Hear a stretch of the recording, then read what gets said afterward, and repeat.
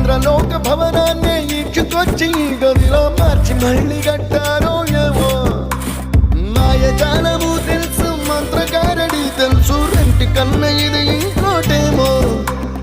నీలాకాశం నేలాకొస్తే ఇట్టాగే ఉంటాదో ఏమో ఈ సంతోషం దాచాలంటే హృదయాలు ఓ వంద కావాలేమో ఇంతందంగా ఉంటుందా ఈ లోకం ఇన్నాళ్ళు ఈ మనసుకి తెలియాలేదే పాపం